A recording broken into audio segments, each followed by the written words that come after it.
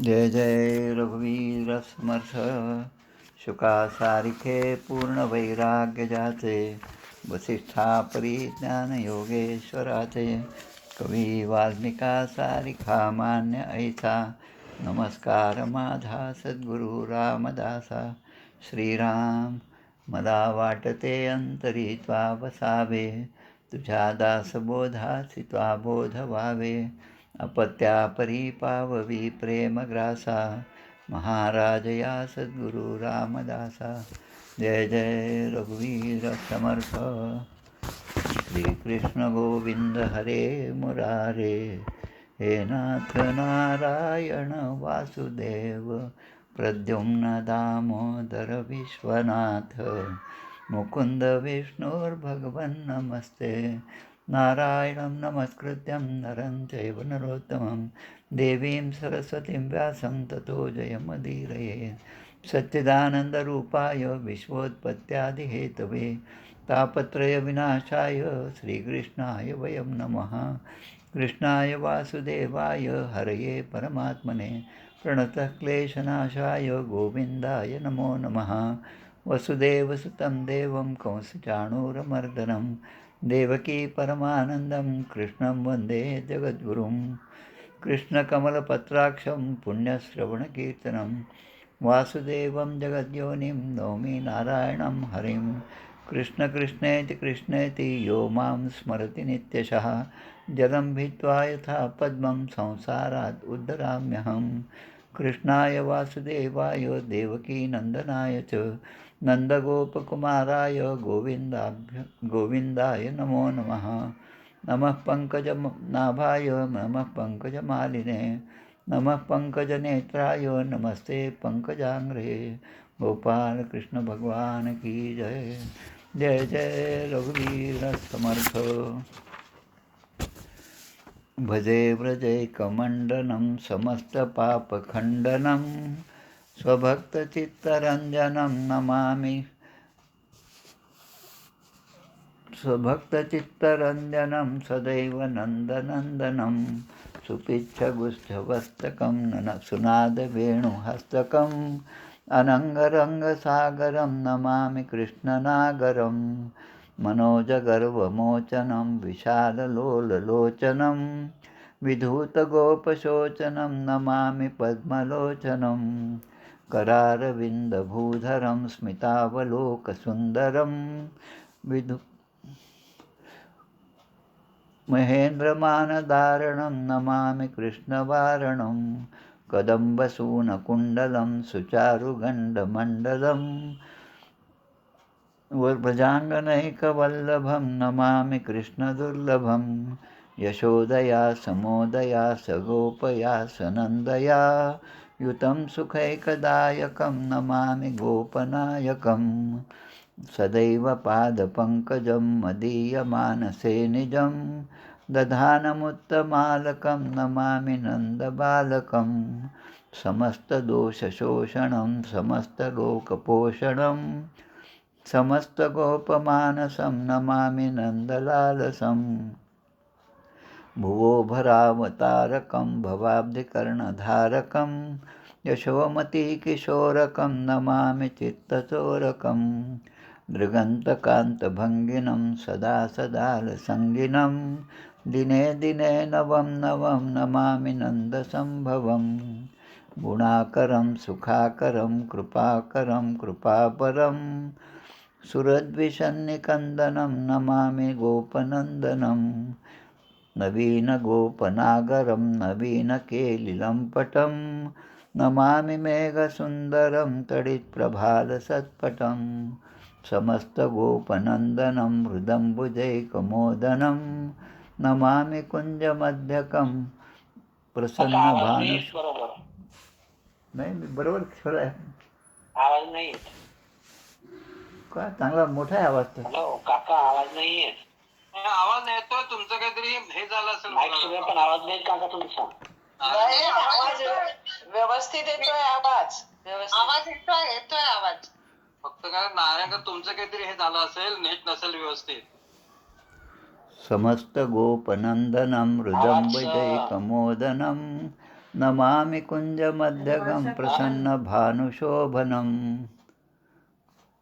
निकामकामदायकं मृगन्तचारुसायकं रसालवेणुगायकं नमामि कुञ्जनायकं विदग्धगोपिकामनो मनोज्ञतल्पशायिनं नमामि कुञ्जमकारणे प्रवृद्धवह्निपायिनं यदा तदा यथा तथा तथैव कृष्णसत्कथा मया सदैव गीयतां तथा कृपा विधीयतां प्रमाणिकाष्टकद्वयं जपत्यधित्ययः पुमान् भवेत् स नन्दनन्दने भवे भवे सुभक्तिमान् भवेत् स नन्दनन्दने भवे भवे सुभक्तिमान् इति श्रीमच्छङ्कराचार्यकृतं श्रीकृष्णाष्टकं सम्पूर्णं गोपालकृष्ण भगवान की जय. जय जय रघुवीर समर्थ. आज आपले आता हे 31वं प्रवचन आहे श्रीमद भागवतावरील. सुरुवातीला आपण पद्मपुराणातील भागवत महात्म्य पाहिलं 6 अध्यायांचं आणि त्यानंतर पहिला स्कंद जो आहे तो 19 अध्यायांचा पाहिला. असे 25 अध्यायांवरचे प्रवचन आत्तापर्यंत 30 असे झाले. आज 31वं प्रवचन. आज आपली सुरुवात आहे ती दुसऱ्या स्कंदाची सुरुवात आहे. या दुसऱ्या स्कंदामध्ये म्हणजे आतापर्यंत कसं अजून भागवतातल्या कथेचा प्रारंभ नाही झाला. काही कथा ज्या होत्या त्या पहिल्या महात्म्यामध्ये आणि पहिल्या स्कंदामध्ये आल्या होत्या. पण आता दुसरा स्कंद जो आहे तो पूर्णपणे तांत्रिक बाबी असणार आहे. म्हणजे टेक्निकल असा आहे. आणि टेक्निकल असलं की समजणं थोडंसं अवघड जातं. पण ते आपल्याला श्रवण केलं पाहिजे.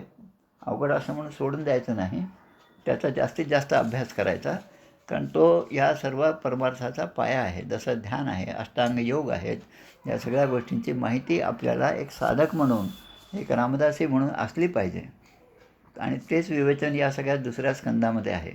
आणि मुख्यत्वे करून चतुश्लोकी भागवत जो आहे हा जो उपदेश आहे तो याच दुसऱ्या स्कंदामध्ये आहे. आता त्यातला पहिला अध्याय जो आज आपल्याला पाहायचा तो ध्यानविधी आणि भगवंताच्या विराट स्वरूपाचे वर्णन असं आपल्याला आज पाहायचं आहे.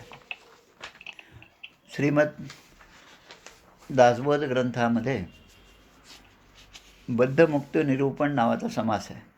दशक 7 समास 6. श्रोता विनती करी पुढती शुको मुक्तो वामदेवो वा हे स्मृती दोघेचे मुक्ता आदी अंती बोलिलेसे. वेदशास्त्र पुराण भाग्ये झाली या श्रवण तेने होईजे पावन हे बोलती साधू. श्लोक अथवा अर्धश्लोक नाही तरी श्लोकपाद श्रवण होता एक शब्द नाना दोष जाती.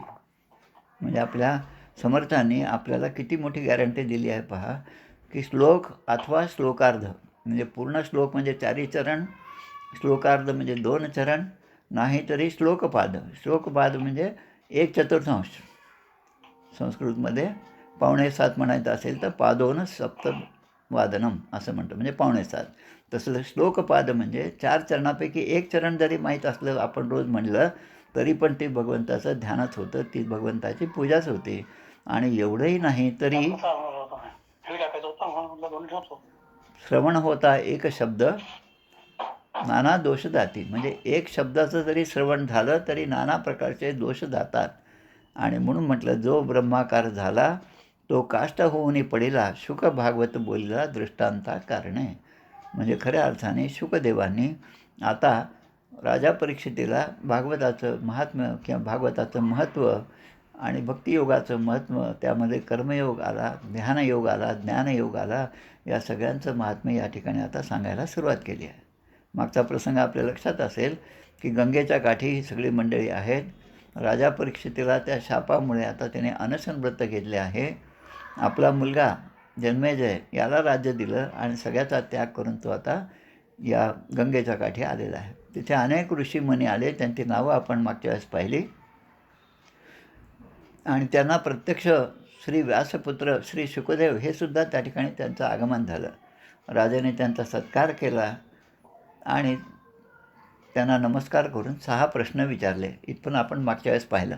हे 6 प्रश्न जे आहेत ते प्रत्येक जीवाच्या मनामध्ये हे प्रश्न आलेच पाहिजे, तरच त्याला काही उन्नतीचा मार्ग आहे, अन्यथा तो बद्धच राहणार आहे. आसन्न मरण माणसाला काय केलं म्हणजे मोक्ष मिळेल?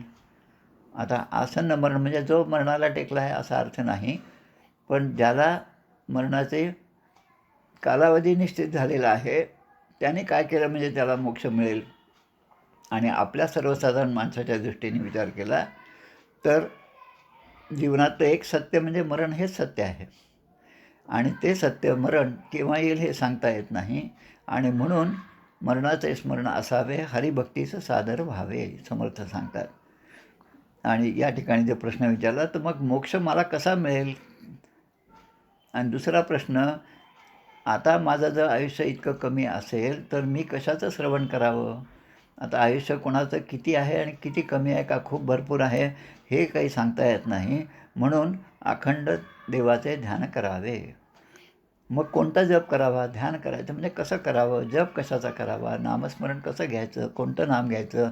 हजारो नामं आहेत, त्यामधलं हे नेमकं नाम मी कोणतं घ्यावं हा प्रश्न आहे. आणि मग या दैनंदिन जीवनामध्ये, संसारामध्ये, प्रपंचामध्ये असताना मी कोणतं कर्म करावं, कोणतं कर्म करू नये? जनी निंदते सर्व सोडून द्यावे, जनी वंदते सर्व भावे करावे. ही सगळी याच प्रश्नांची उत्तरं आहेत. आणि मला जर स्मरण करायचं, देवतेचं भजन करायचं, मी कोणत्या देवाचं भजन करावं? त्यामुळे समर्थाने अनेक देव या ठिकाणी समजावून सांगितले. आणि जो जो देव ज्याला ज्याला पावला तोच तो म्हणतो की हा देव जो आहे तो साक्षात्कारी आहे, त्याचा मला साक्षात्कार झाला आणि तुम्ही पण माझ्याबरोबर त्या मंदिराला दर्शनाला चला, असा दुसऱ्याला आग्रह करतो. आणि मग म्हणतात की या सगळ्या गोष्टीमध्ये, प्रपंचामध्ये माणूस गुरफटलेला आहे हे ज्याच्या लक्षात आलं, त्याच्यामध्ये मुमुक्षत्व जागृत झालं. आणि या मुमुक्षत्वाची परिणिती ही भक्तीमध्ये झाली पाहिजे. आणि मग ते होण्यासाठी मी या प्रपंचातल्या कोणत्या गोष्टीचा त्याग करावा, असे सगळे प्रश्न या ठिकाणी विचारलेले आहेत. 6 प्रश्न आहेत. आता या दुसऱ्या स्कंदामधल्या पहिल्या अध्यायाची सुरुवात होती आहे. ध्यानविधी आणि भगवंताच्या विराट स्वरूपाचे वर्णन, असा हा अध्याय आहे. पहिला श्लोक जो आहे, श्री शुकोवाच, वर्यान एष ते प्रश्न कृतो लोकहितं नृप, आत्मविद संमतः पुसां श्रोतव्यादिषु यः परः. म्हणजे लोकहिताच्या दृष्टीने, म्हणजे माझं हित आहे म्हणून मी प्रश्न विचारला हा स्वार्थ झाला, पण माझ्याबरोबर इतरांचासुद्धा स्वार्थ साधला पाहिजे, इतरांनासुद्धा मी मोक्षाकडे नेलं पाहिजे, अशा दृष्टीने जो प्रश्न विचारतो त्याचा प्रश्न ऐकून आत्मज्ञानी पुरुषाला खरोखर संतोष वाटतो, मन भरून जातं. अरे किती छान प्रश्न विचारला, या प्रश्नाच्या उत्तरामध्ये मी तुला जे सांगत आहे त्यामध्ये तुझं तर हित आहेच आहे, पण हे जे जे याचं स्मरण करतील, जे जे याचं वाचन करतील, जे जे या ग्रंथाचा आश्रय घेऊन जीवन जगतील, त्या सगळ्यांचीच धन्यता होणार आहे, त्यांचं जीवन धन्य होणार आहे. म्हणून आत्मज्ञानी पुरुष जे आहेत, शुकदेवांसारखे, हे अशा प्रश्न विचारणाऱ्याचा आदर करतात आणि त्यांच्या प्रश्नांना उत्तर देतात. आता प्रश्न असा आहे, सद्गुरू सांगत आहेत आणि शिष्य ऐकत आहेत, गुरु शिष्यांचा संवाद सुरू आहे. त्यामध्ये एक नियम सद्गुरूंनी किंवा जे प्रबोधन करतात, जे बोध देतात त्यांनी पाळायचा असतो, तो म्हणजे जो प्रश्न विचारला त्याचं उत्तर द्यायचं. आता त्या प्रश्नामधले जर काही उपप्रश्न असतील आणि श्रवण करणाऱ्या साधकांनी ती प्रश्न विचारले तर त्याबद्दल अजून पुढे अधिक विवेचन करावं. पण ती जागृती, ती तळमळ, ती काय म्हणतात त्याला क्युरिओसिटी त्या शिष्याकडे नसेल तर मात्र त्या अधिकारी पुरुषाने जास्त काही सांगू नये. म्हणजे जोपर्यंत आपण म्हणतो तवा गरम आहे तोपर्यंत पोळ्या भाजून घ्याव्यात, हे जसं आहे तसं ती तळमळ साधकामध्ये असेल तेव्हा मग तो बोध त्याला सद्गुरूंकडून होतो. जे संसार आणि प्रपंचाचंच घडून गेलेले आहेत त्यांना तर काही म्हणजे ते तर खूप आनंदात आहेत असं स्वतः समजतात, पण त्यांचा आनंद हा क्षणिक असतो, काही काळाचापर्यंत तो पुरणारा नसतो. आणि म्हणून त्यांना या संसारामध्येच खूप आनंद आहे, यातच रस आहे. गळ गिळिता सुख वाटे आणि ओढून घेता घसा फाटे, समर्थ सांगतात. माशाला गळ आहे, त्या गळाला काहीतरी लावलेलं आहे, पीठ लावलेलं आहे. माशाला असं वाटतं की अरे आपल्याला खाण्यासाठी हे पीठ आहे, आणि तो ते खाण्यासाठी त्याला प्रलोभन मिळतं आणि तो खायला जातो. पण वरचा जो कोळी असतो तो ते गळ जे आहे ते ओढून घेतो आणि ओढून घेता घसा फाटे. तसं विषयजनित सुखे सौख्य होणार नाही, हे माणसाला लक्षात आलं पाहिजे.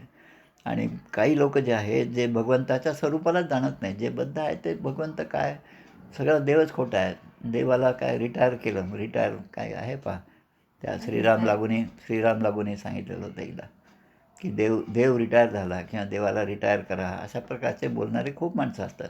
काय तुमच्या अध्यात्मात पडले आहे असे म्हणतात. पण त्यांच्याकडे आपण लक्ष देऊ नये, कारण स्वतःची उन्नती, स्वतःचं जे ध्येय आहे ते ध्येय गाठण्यासाठी साधकांनी साधना ही केलीच पाहिजे. स्वजन जनधनाचा कोण संतोष आहे, रघुपती विण आता चित्त कोठे न राहे. जीवलग जीव घेती प्रेत सांडूनी जाती, विषय सकळ नेती मागुता जन्म देती. म्हणजे ही विषय वासना हीच आपल्याला पुनर्जन्माचे कारण होते. आणि म्हणून ब्रह्मनारदा उपदेशित चतुश्लोकी भागवत पुढे व्यासमुखे बोलत बहुत विस्तारले. मुळामध्ये हे सगळं भागवत जे आहे हे शुकदेव सांगत आहेत राजा परीक्षितीला की ब्रह्मदेवाला नारदाने उपदेश केला आणि नारदाने जो उपदेश केला त्याप्रमाणे चतुश्लोकी भागवताचा उपदेश जो झाला तो देवर्षी महर्षी व्यासांनी पुढे त्याबद्दलचा तो विस्तार केला. तो 18,000 श्लोकांचं हे श्रीमद भागवत ग्रंथ आज आपल्यासमोर आहे. आणि एक लक्षात घ्यायचं की दुर्लभम मानुषम जन्म, की मनुष्य जन्म दुर्लभ आहे. म्हणून ज्ञान, भक्ती किंवा धर्मावरील निष्ठा असा कोणत्याही मार्गाने का असेना, अंतकाळी जेव्हा हे शरीर सोडायचं आहे त्यावेळेस भगवंताचं स्मरण झालं पाहिजे. आता दिवसभर आपलं जर स्मरण होत नसेल तर त्या अंतकाळी होईल याचा काय भरोसा आहे. म्हणून दिवसाच्या 24 तासामध्ये काहीतरी वेळ आपण भगवंताच्या सान्निध्यात बसलं पाहिजे, भगवंताच्या विचारांमध्ये आपण घडून गेलं पाहिजे. आणि ते होऊ नये यासाठी कलियुग आहे की हा देवासमोर बसला नाही पाहिजे. म्हणून आपल्या मागे अनेक कामं आहेत आणि एवढी सगळी कामं असताना आम्ही प्रवचनाला काय यायचं आणि तिथे येऊन तरी आम्हाला काय मिळणार आहे, उगीच वेळ वाया जाईल आणि एक सांगतो दुसरा सांगतो, असे सगळे विचार मनामध्ये येत जातात. आणि म्हणून इथं सांगितलं अंतकालेच मामे व स्मरण उक्त्वा कलेरवरम, गीतेमध्ये आपल्याला सांगितलं. म्हणून इदम भागवतम नाम पुराणम ब्रह्मसंहितं आदितवान द्वापरादौ पितृदैपायनोद अहम. शुकदेव सांगत आहेत की द्वापार युगाच्या शेवटी, कलियुगाच्या प्रारंभाला, म्हणजे द्वापारचा जेव्हा शेवट म्हणजे श्रीकृष्णाचं निजधामाला जाणं, त्यानंतर भागवताचं जे आहे ते श्रवण मला माझ्या पिताजीकडून घडलं असं की एकटे हे शुकदेव जंगलामध्ये होते आणि त्यांच्या पित्याचे म्हणजे व्यासांचे काही शिष्य त्या ठिकाणी नदीकाठी स्नान करायला आले असतील, काही त्यांच्यासाठी फुलं न्यायला आले असतील आणि त्यांच्याकडनं काही भागवताचे श्लोक यांच्या कानावर पडले. बरहा पिळम नटवर वपुः असे श्लोक होते ते. आणि ते श्लोक ऐकल्याबरोबर यांच्या चित्तवृत्ती एकदम स्थिर झाल्या आणि ते श्लोक अगदी ध्यानपूर्वक ते ऐकू लागले. आणि त्याचा अर्थ, कारण त्या काळामध्ये संस्कृत भाषाच प्रचलित होती, बोलण्याची भाषा संस्कृतच होती आणि त्यामुळे त्यांना ते आकृष्ट झाले. आणि त्यांनी विचारलं हे कशाचे श्लोक आहेत. मग ते म्हटलं आमचे गुरुदेव. मग कोणते गुरुदेव. मग पाहिलं तर यांचेच वडील आहेत. आणि मग वडिलांनी त्यांना हा उपदेश केला आणि मग मी त्या श्रीमद भागवताचं अध्ययन केलं, त्या पुराणाचा अभ्यास केला. नरदेहाचे हित ज्याला कळत नाही, जो बद्ध आहे तो किती वर्ष जगला याला काही अर्थ नाही. त्यात लाभ काय, किती वर्ष जगला. लोकांनी खूप वाट पाहिली, नुसताच फोन येतो, काय बरी आहे का तब्येत, आता बरी आहेत का, कोमामध्ये गेले, पुन्हा फोन येतो, काय कसं काय. मग हे फक्त सांगतात नाही आहेत, म्हणजे आता इथपर्यंत आला. आतापर्यंत खूप मोठी म्हणजे स्टोरी देत होते कसं झालं काय झालं. आता म्हटलं नाही आहेत. आणि मग शेवटी एक दिवस तो जातो. म्हणजे दुसरेसुद्धा वाट पाहतात. मग अशा प्रकारे जीवन जगून काय उपयोग. त्यापेक्षा कमीत कमी वेळामध्ये जास्तीत जास्त रन करणारा जो क्रिकेटमधला असतो तो सगळ्यांना लक्षात राहतो. पण दिवसभर खेळले. पूर्वी आम्हाला जेव्हा त्या क्रिकेट पाहण्याचा इंटरेस्ट होता तेव्हा 2 नावं मला नेहमी आठवतात, चंदू बोर्डे आणि दिलीप सरदेसाई.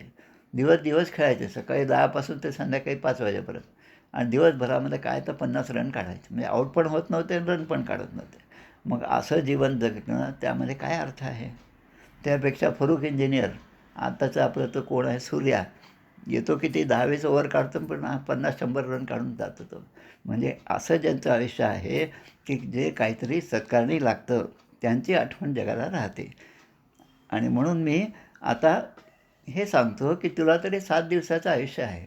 पण एक कथा अशी आहे खटवांग राजाची, ज्याचं आयुष्य किती होतं हे पहा, लक्षात घ्या. आता हे खटवांग राजा कोण होते? तर अत्यंत शूर होते. देवदानवाच्या युद्धामध्ये सुद्धा त्यांनी देवांची साथ दिली आणि देवांना विजय मिळवून दिला.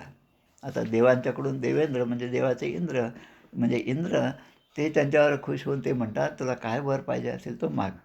आता वर माग असं म्हणल्यानंतर आपण लक्षात घ्या, ध्रुवाने सुद्धा वर माग म्हटल्याबरोबर ध्रुवाने काय वर मागितला की मला राज्य करू द्या.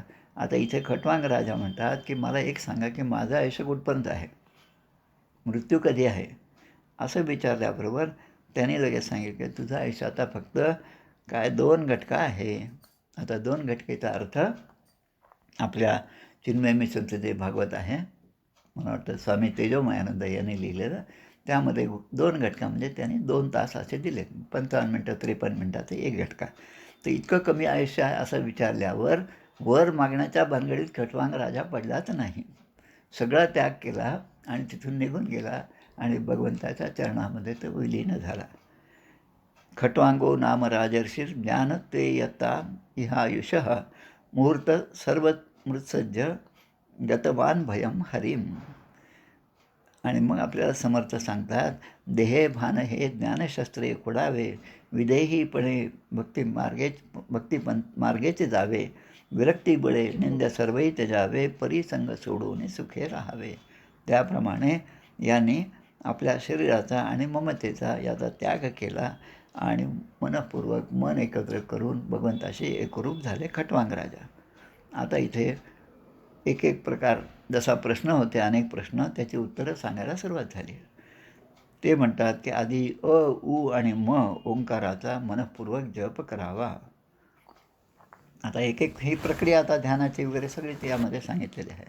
या अध्यायामध्ये काहीतरी 39 श्लोक आहेत.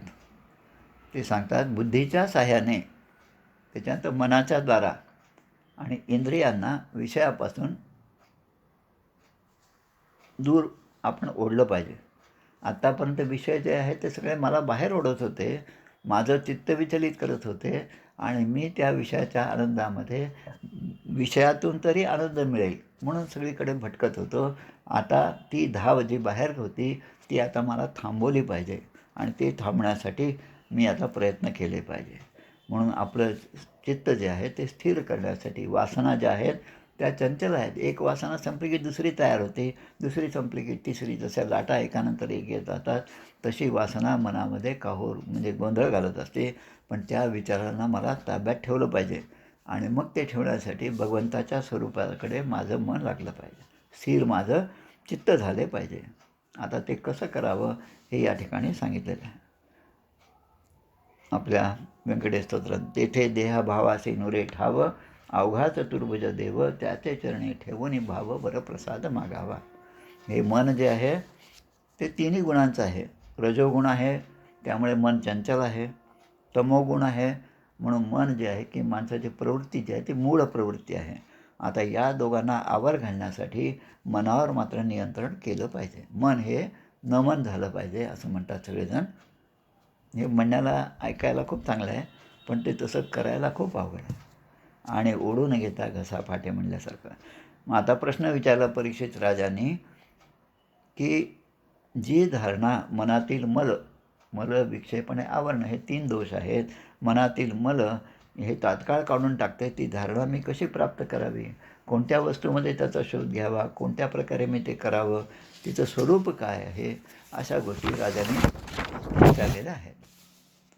आता एक एक गोष्ट सांगतात. आता मुळामध्ये पहा, विया बुवा हे जे लेखक आहेत, मराठीचे लेखक, आपण नाव ऐकलं. पूर्वी जत्रा वगैरे हे मासिक असायचे, त्यामध्ये विनोदी लेख वगैरे त्यांचे असायचे. यांनी परमपूज्य स्वामी अक्का वेलणकर यांनी लिहिलेल्या दासबोध आपल्या श्रीमद भागवताचा जो ग्रंथ आहे, 31 त्याच्यामध्ये प्रकरणं आहेत आणि 31 प्रकरणामध्ये पूर्ण भागवत त्यांनी लिहिलेलं आहे. त्यांचा विचार दर महिन्यामध्ये रोज आपण ते एक एक प्रकरण वाचलं तर पूर्ण भागवताचं पूर्ण वाचन प्रत्येक महिन्यामध्ये आपलं होऊ शकतं. त्या ग्रंथाची प्रस्तावना या विवाबुवाने दिली, ज्यांना आपण विनोदी लेखक म्हणून म्हणतो. तर त्यांनी त्यामध्ये 2 शब्द फार चांगले लिहिले. ते म्हणजे मम आणि न मम. मम आणि न मम. मम म्हणजे मी आणि माझी आईची आठवण म्हणजे मम, आणि न मम म्हणजे विसरले देहाचे अंतःकरण.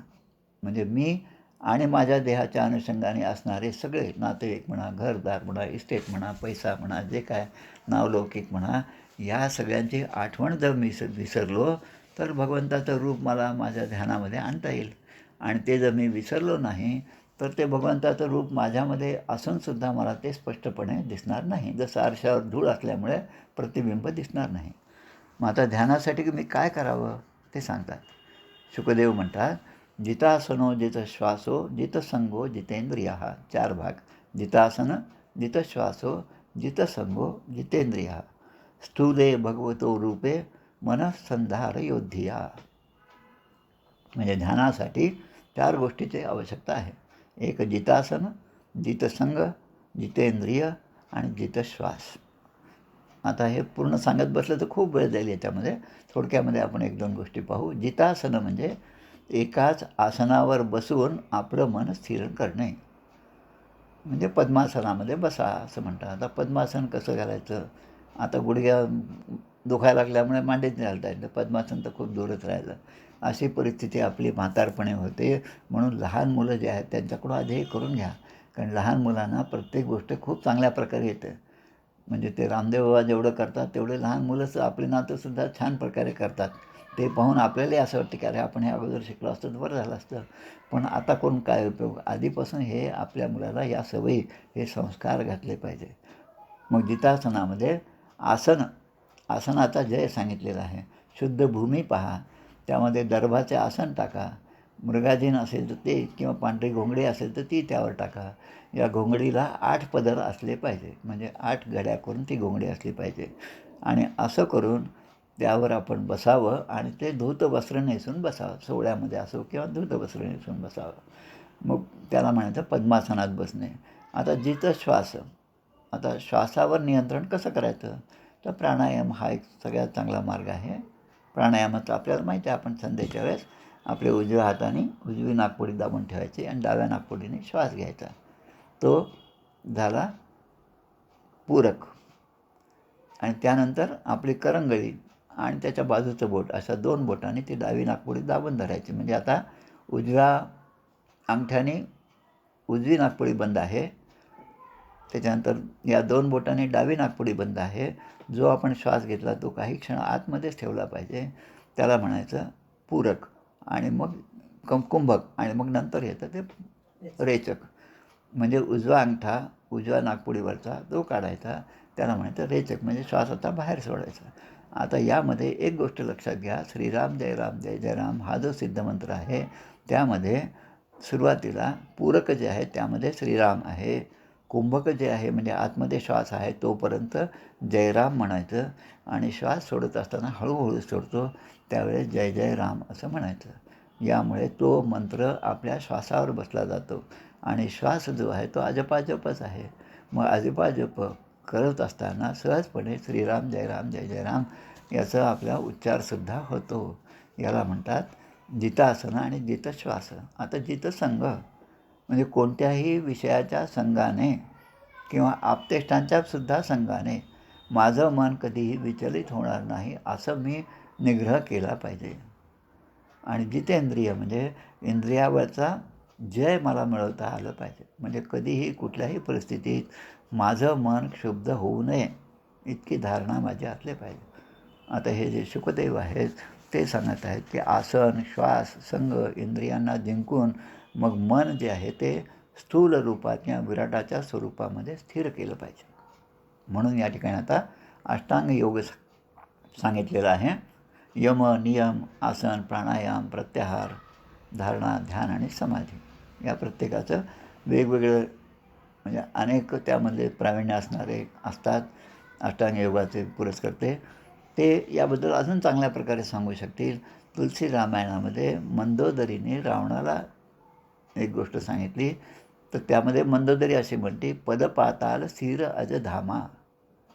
म्हणजे हा राम जो आहे तो कसा आहे, कसा भगवंत आहे हा, की तो म्हणावा तर सगळ्यात लहान आहे आणि म्हणावं तर सगळ्यात मोठा आहे, असं त्याचं रूप आहे. त्याच्या चरणाच्या ठिकाणी पाताळ आहे, पाताळ लोक, आणि त्याचं शिर जे आहे ते ब्रह्मलोकापर्यंत गेलेलं आहे, इतका त्याचा विस्तार आहे. अणुरेणू या ठेवकडा तुका आकाशा एवढा. म्हणून भगवंताच्या चरणापासून ते कटिबंधापर्यंत म्हणजे कमरेपर्यंत असं विभाग केलेला आहे. चरणापासून कटिबंधापर्यंत आणि कटिबंधापासून मस्तकापर्यंत. तर कटिबंधापर्यंत जे आहेत ते 7 लोक आहेत, त्याला आपण अधोलोक असं म्हणतो, आणि वरच्या भागामध्ये 7 लोक आहेत, त्याला ऊर्ध्वलोक म्हणतो. असे 14 लोक जे आहेत हे कल्पलेले आहेत. त्यानंतर आपला जो देह आहे तो जल, अग्नी, वायू, आकाश, अहंकार आणि महत्त्व आणि प्रकृती या 7 आवरणाने वेढलेला आहे. आता या आवरणाच्या पलीकडे असणारं हे विराटाचं स्वरूप आहे आणि त्याचीच धारणा माणसाने केली पाहिजे. आता हे विराट स्वरूप म्हणजे कल्पनाच करायचं आपल्याला. दर्शन केव्हा होईल माहीत नाही, होईल की नाही तेही माहीत नाही, पण प्रगती मात्र आपण केली पाहिजे. कासव आणि त्या सशासारखी गोष्ट आहे. एक एक पाऊल, एक एक पाऊल जेवढं आपण चालत जाऊ तितका भगवंत आपल्या जवळ आहे. मग काय सांगतात ते, की आपले या विराटाचं आपले तळवे जसे असतात, पायाचे तळवे, ते म्हणजे पाताल आहे. नंतर टाचा आणि पायाचे पंजे जे आहेत ते रसातल आहे. पायाचे घोटे जे आहेत ते महातल आहे. पायाच्या पोटऱ्या ज्या आहेत ते तलातल आहे. मग जसं आपण वर येतो, गुडघे जे आहेत ते सुतल आहे. हे सगळे लोक आहेत, 14 लोक. नंतर मांड्या ज्या आहेत उजवी आणि डावी, या मांड्या म्हणजे वितल आणि अतल आहे. त्याच्याही वर कंबर आहे, ती कंबर म्हणजे भूतल आहे. आणि नाभी सरोवर जे आहे त्यामध्ये आकाशाचं वास्तव्य आहे. भूतल, अतल, वितल, सुतल, तलातल, महातल आणि पाताल असे हे 7 लोक झाले. आता ऊर्ध्वलोक कोणते हे सांगत आहेत. गायत्री मंत्र जो आहे त्यामध्ये ह्या सगळ्या लोकांचं वर्णन केलेलं आहे. ओम हे परब्रह्माचा वाचक शब्द आहे. भू म्हणजे भूलोक आहे. भुव म्हणजे अंतरिक्ष लोक आहे. स्वह म्हणजे स्वर्गलोक आहे. आणि त म्हणजे परमात्मा. वितुर सवितुर, सवितू म्हणजे ईश्वर किंवा सृष्टिकर्ता. मग वरेण्यम, वरेण्यम म्हणजे ज्याचं पूजन केलं पाहिजे असा श्रेष्ठ, तो वरेण्यम असा पूजनीय. नंतर भर्ग, भर्ग याचा अर्थ अज्ञान किंवा पाप विनाशक असं हे तत्त्व आहे. आणि देवस्य, भर्गो देवस्य म्हणजे ज्ञानस्वरूप असा भगवंत. धीमही आम्ही त्याचं ध्यान करतो. आणि धियो यो न प्रचोदयात, धियो म्हणजे बुद्धी, आणि बुद्धीपेक्षा उच्च स्तरावर असणारी प्रज्ञा ही आम्हाला तू प्राप्त करून दे.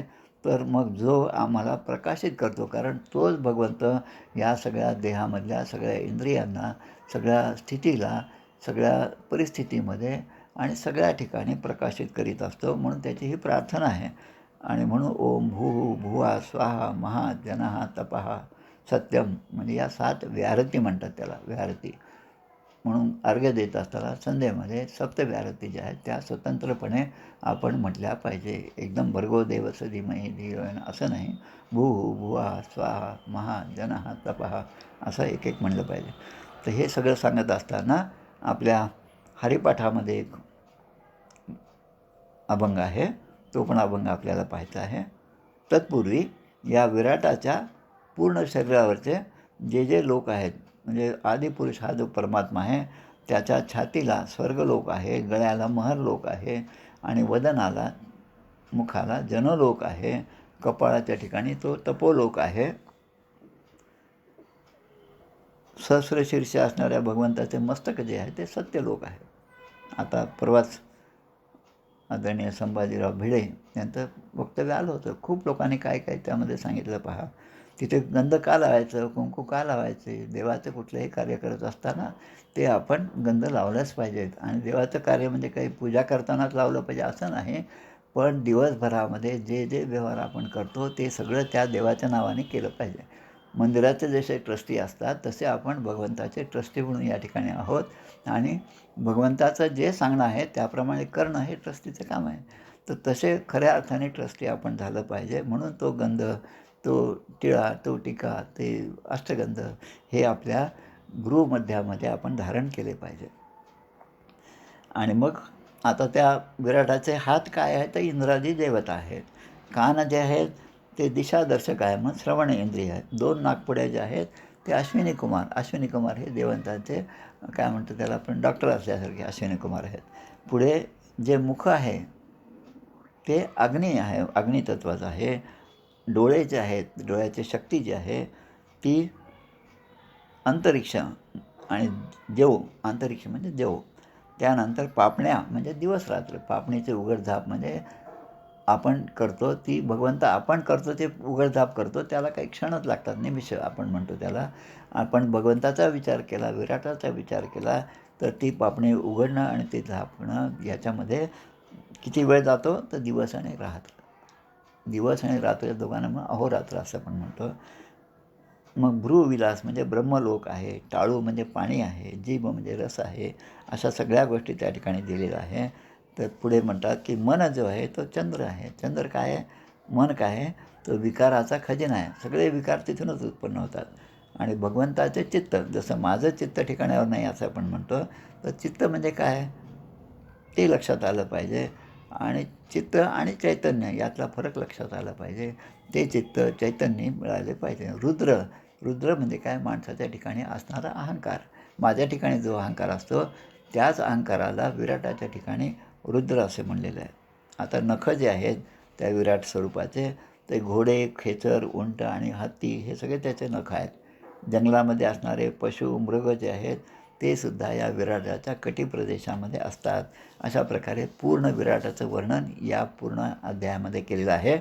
हरिपाठाचा जो अभंग आहे, आता आपले माहूरकर सर घेतच आहेत हरिपाठ, पुढे येणार आहे तो 23वा अभंग. 7 5 3 दशकांचा मेळा, एक तत्व कळा दावी हरी. तैसे नवे नाम सर्व देवावरी, सर्वत्र वरिष्ठ तेथे काही कष्ट न लागती. या सगळ्या ध्यानाच्या वगैरे सगळ्यामध्ये खूप कष्ट आहेत, तेथे काहीच कष्ट न लागती. अजपा जपणे उलट प्राणाचा, तेथेही मनाचा निर्धार वासे.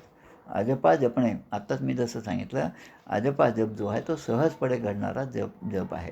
श्वास घेणे, श्वास रोखणे आणि पुन्हा श्वास सोडणे. आता याचं प्रमाण गणिताच्या भाषेत म्हणायचं तर 1 2 4. म्हणजे 1 म्हणेपर्यंत श्रीराम, 2 म्हणेपर्यंत जयराम आणि सोडत असताना जय जय राम. या प्रकारे श्रीराम जय राम जय जय राम हा जप किंवा अन्य कोणताही जप आपल्या श्वासावर तो बसवून घेतला, ती प्रक्रिया शिकली म्हणजे सहजपणे आपण देहप्रपंचाचा दास सुखे करो काम, तुझे रूप चित्ती राहो मुखे तुझे नाम, हे जर सांगायचं हे सहजपणे आपल्याकडून घडत जातं. आणि म्हणून हे शरीर जे आहे ते 25 तत्वांचं आहे. आता ही 25 तत्त्व कोणते हे सुद्धा या ठिकाणी सांगितलं आहे. प्रकृती मुळामध्ये पुरुष आहे, प्रकृती आहे, महत्त्व आहे आणि अहंकार आहे, हे 4. मग आहे ते पंचमहाभूते आहेत, ती आपण सगळ्यांना माहिती आहे. नंतर 11 इंद्रिय आहेत, 5 ज्ञानेंद्रिय, 5 कर्मेंद्रिय आणि त्यावर असणारं मन. आणि नंतर आहे ते 5 विषय. असे हे 25 तत्व आहे. 7 5 3 दशकांचा मेळा. 7 काय आहे, 5 काय आहे आणि 3 काय हे लक्षात घ्या. आणि दशकांत म्हणजे 10 असे सगळे म्हणून 25. आता कुठे 25 म्हटलं आहे, कुठे 17 म्हटलेलं आहे, कुठे 4 म्हटलेलं आहे. अशा वेगवेगळ्या संख्या आहेत. ते आता वेगवेगळ्या त्याला काय म्हणतात, आम्ही इंग्लिशमध्ये म्हणतात स्कूल ऑफ थॉट्स.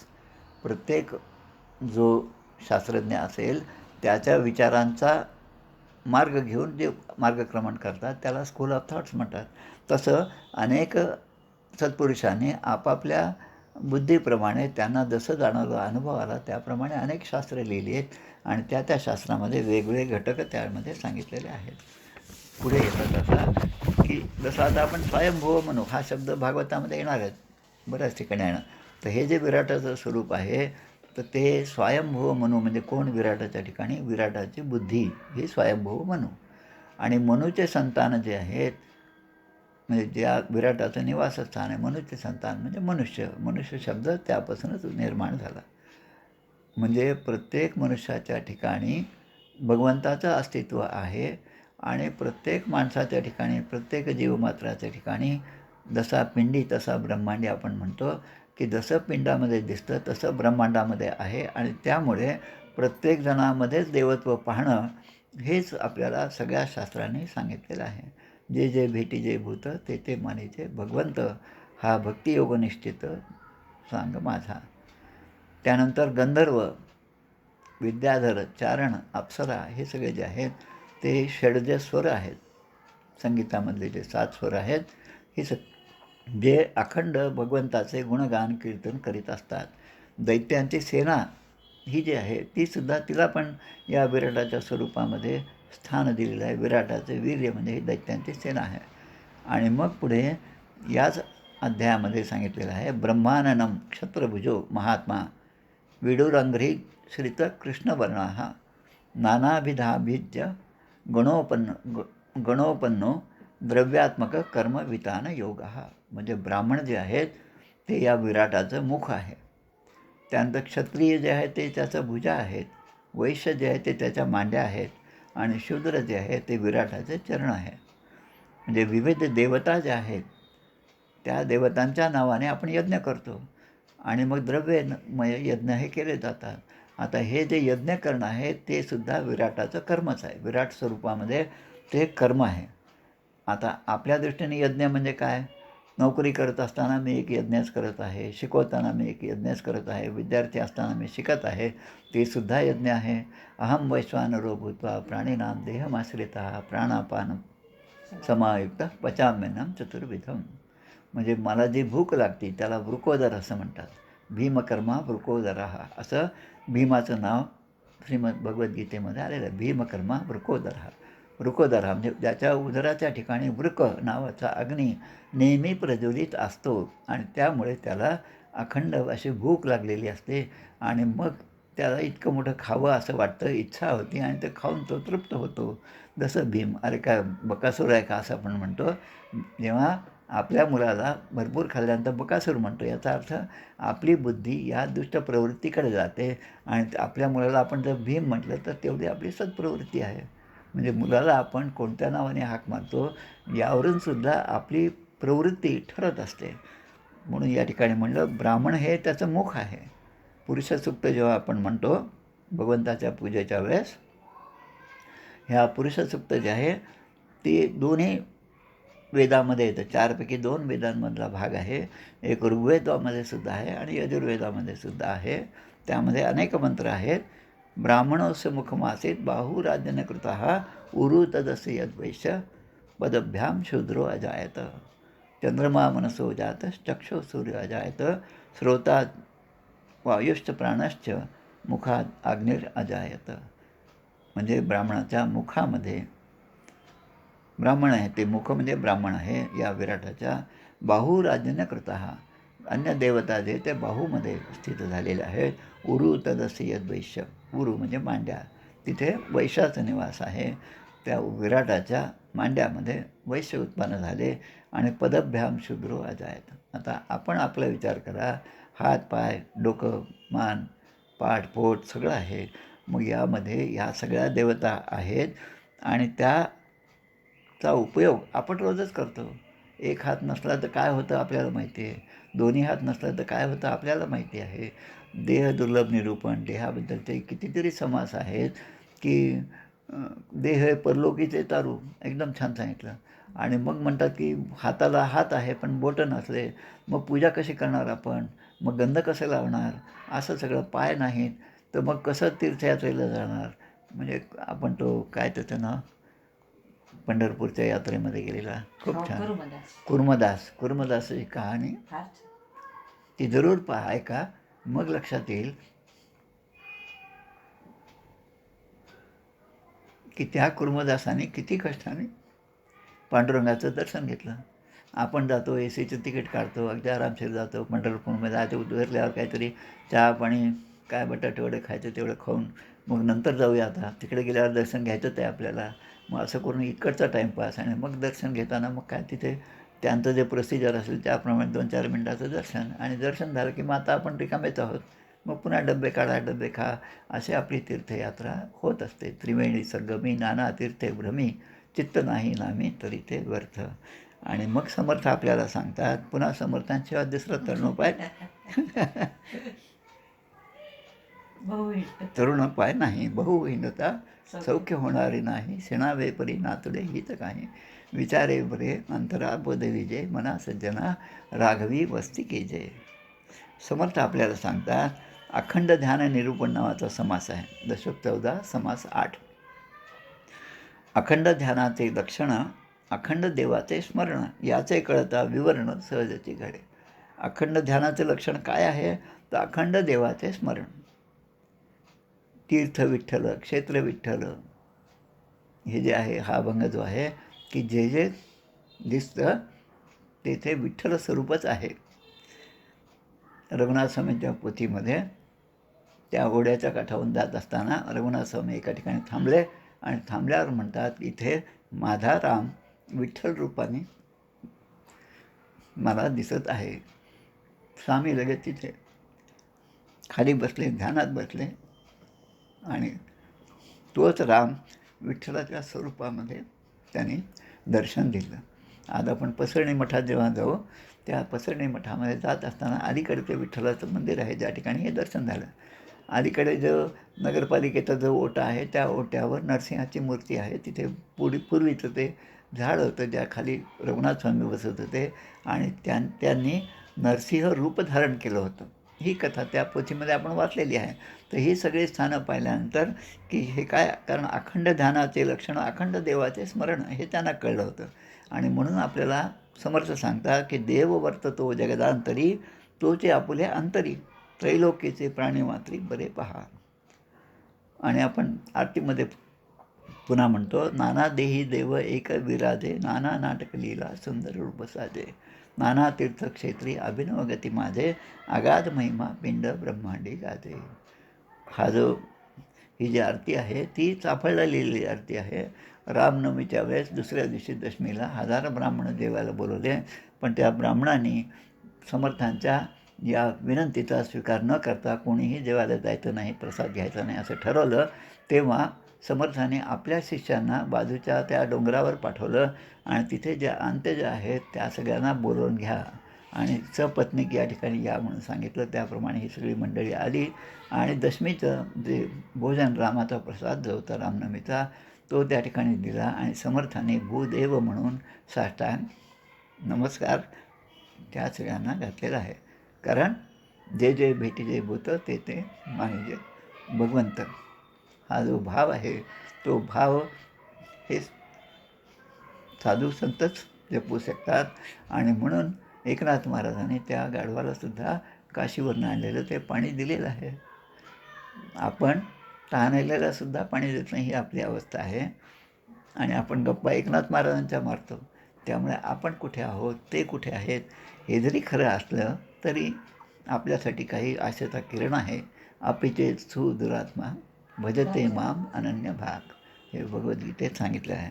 आणि मग 13व्या अध्यायामध्ये क्षेत्र योग यामध्ये एक श्लोक येतो. ध्यानेन आत्मनि पश्यन्ति केचिद आत्मना अन्य सांख्येन योगेन कर्मयोगेन चापरे. म्हणजे सगळेच मार्ग या ठिकाणी दिले आहेत.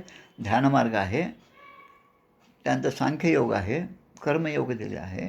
ह्या प्रत्येकाने भगवंताचं आपण ध्यान करू शकतो, भगवंताला प्राप्त करू शकतो. ध्यानेन आत्मनि पश्यन्ति ध्यानामध्ये सुद्धा आपण त्या आत्म्याला पाहू शकतो. असं जेव्हा वाचतो तेव्हा अनेक शास्त्रांचा किंवा चरित्राचा अभ्यास केला की बघ आठवण येते ती रामकृष्ण परमहंसाची. रामकृष्ण परमहंस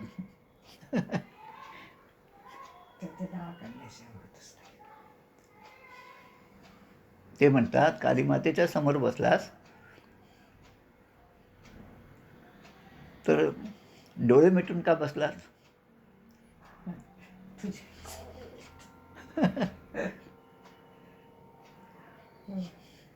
तुला तुझ्या मनाने विचारांनी ध्यानाने मंदिराच्या बाहेर असताना ही माता दिसत नव्हती. ती माता तर सर्वच ठिकाणी आहे आणि मग तिला पाहण्याची तळमळ तुझ्यामध्ये निर्माण झाली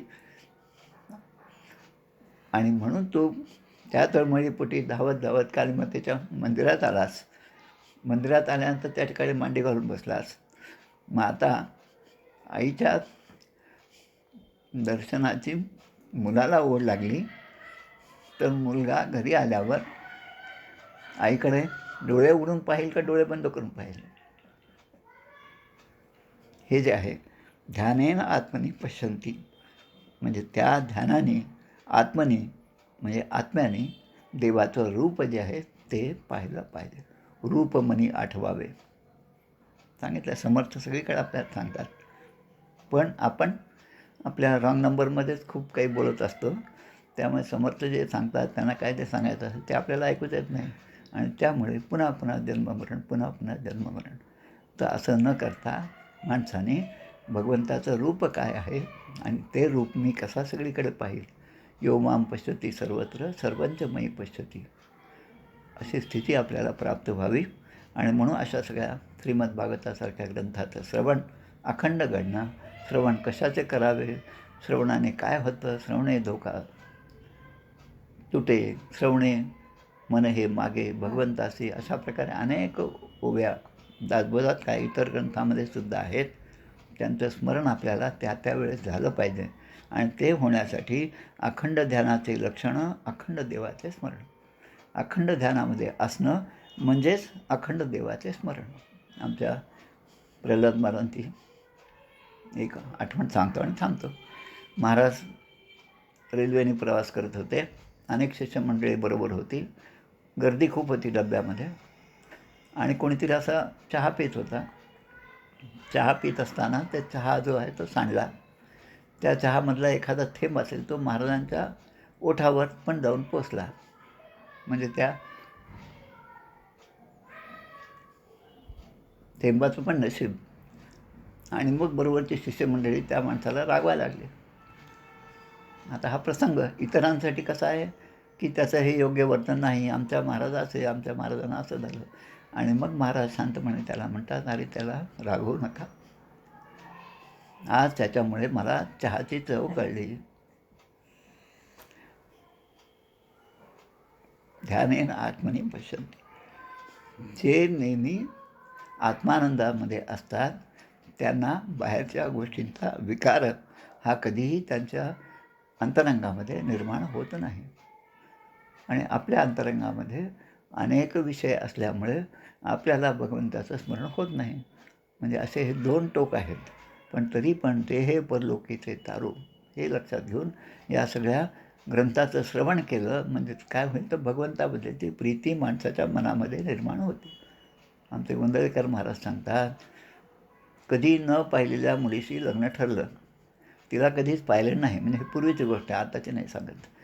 आणि मग तिच्याशी मग संसार सुरू झाला. आता जी मुलगी आपण पाहिली नाही तिच्याशी संसार आयुष्यभर करायचा, तर आता तिच्याबद्दलचं प्रेम एका दिवसात निर्माण होईल का? नाही होणार. पण सहवासाने हे प्रेम हळूहळू वाढत जातं. तसं नाम जे आहे, जो शिकलेला आहे त्याने ते नाम त्या नाम म्हणजे कटाक्षाने घेतलं पाहिजे. आणि जो शिकलेला नाही त्याने श्रद्धेने घेतलं पाहिजे. आणि कसंही घेतलं तरी त्या नामाचा व्हायचा तो परिणाम आपल्यावर होतच जातो. नामे विषबाधा हरती, नामे चेटके चेडे होती, नामस्मरणे पाविजेती उत्तम गती. नामाने काय काय होतं कितीतरी गोष्टी सांगितलेल्या आहेत. तसं महाराज म्हणतात की सहवासाने भगवंताबद्दलचं प्रेम होईल. आणि मग हा सहवास म्हणजे संतसंग आहे. जिथं संगो जितात्मा, जितासनं, जिथं संगो म्हणजे तो संघ आपल्याला प्राप्त झाला पाहिजे. सुसंगती सदा घडो, सृजन वाक्य कानी पडो, कलंकमचिता धडो, ही त्यामधली म्हणजे आपल्याला ती प्रचिती आली पाहिजे. अशा प्रकारचं श्रवण. कारण श्रीमद भागवत म्हणजे एकच गोष्ट, ते म्हणजे श्रवण आणि गुरुशिष्यांचा संवाद. श्री शुकदेव सांगत आहेत आणि परीक्षित राजा ऐकत आहे. आणि दुसरीकडे आपले शौनकादी ऋषी बसलेले आहेत आणि तिथे सुतेजी सांगत आहेत. तर अशा प्रकारे या सगळ्या भागवतात आपल्याला हळूहळू श्रवण करायचं, घाई कोणाचंच नाही. या प्रत्येक अध्यायाचं आपण दर शुक्रवारी स्मरण करत आहोत आणि अध्याय पाहत आहोत. सप्ताहामध्ये एका दिवसात 100-200 पण अध्याय होत असतील. पण ते सप्ताह आपण ऐकले, आम्ही सप्ताह श्रवण केलं एवढंच आपल्या लक्षात राहतं. पण त्यामध्ये मुख्यतः काय तत्त्व सांगितलं होतं हे सांगा म्हटलं की नाही ते माहीत नाही, पण कार्यक्रम खूप छान झाला. अरे पण काय ऐकलं तुम्ही? ते नाही सांगता येणार, पण आनंद मिळाला. तर तो आनंद जो आहे तो क्षणिक आहे आणि आपल्याला कुठलीच घाई नाही. म्हणून आरामशीर आपण एक एक अध्याय घेऊन 2-2 अध्याय घेऊन ह्या भागवताचं तत्त्व जे आहे ते मुळातून समजण्याचा प्रयत्न आपण या माध्यमातून करत आहोत. आणि या सगळ्याची प्रेरणा म्हणजे पुन्हा नाव घेतलं पाहिजे, काय, नारायणाची लक्ष्मी. म्हणजे आपले नारायणराव आणि ती लक्ष्मी म्हणजे मला वाटतं काय, समिधा.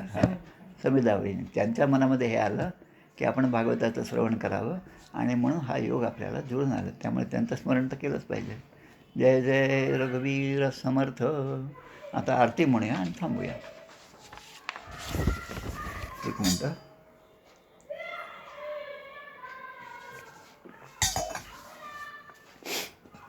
जय हो जय श्री भागवता, आरती करी तुझ भगवंता. श्री शुक मुनीने परम भक्तीने नाना परीने गायले जा हरिचरिता. आरती करी तुझ भगवंता. सरूचे मधुर फळ स्वादुरसे जे सोज्वळ. आत्मा राम मुनी अचल सेवुनी करीती जन सफळ. महापर्वणी आली अवनी की अघहरिणी भवजल तरणी. ती पतिता आरती करी तुझ भगवंता. येथे व्यासांची वाणी सार्थक हरिगुण गावोनी. शास्त्र पुराणी मुकुटमणी परम प्रेमामृत जननी. सहज सेविता भाविक भक्ता उदारदाता मोक्ष तत्वता देहाता. आरती करी तुझ भगवंता. गमते जणू मानस तीर्थ 12 सोपाने युक्त. निर्मल भक्ती जले भरित विहरे हरिहंस चितेथ. श्लोक सुकुमले संत अलिकुले सेवुनी रमले भान विसरले रस पिता. आरती करी तुझ भगवंता. अपार महिमा ग्रंथाचा कोणासाचा. मेवा कविवर संतांचा वदवेन कविवर संतांचा. प्राणची कीर्तनकारांचा जणू बोधाचा स्वयंप्रभेचा. 12 कलीचा रवी अंतरीचा तमहर्ता. आरती करी तुझ भगवंता. ग्रंथ नव्हे हा श्रीकृष्ण गीते वेधी मन पूर्ण. अनन्य होता या शरण खचित टळे जन्म मरण. प्रिताप जाती चिरये शांती नाथ ही वदती रामपदी ठेवी माथा. आरती करी तुझ भगवंता. जय हो जय श्री भागवता. आरती करी तुझ भगवंता. जय जय रघुवीर समर्थ. गोपाल कृष्ण भगवान की जय. जय श्रीराम.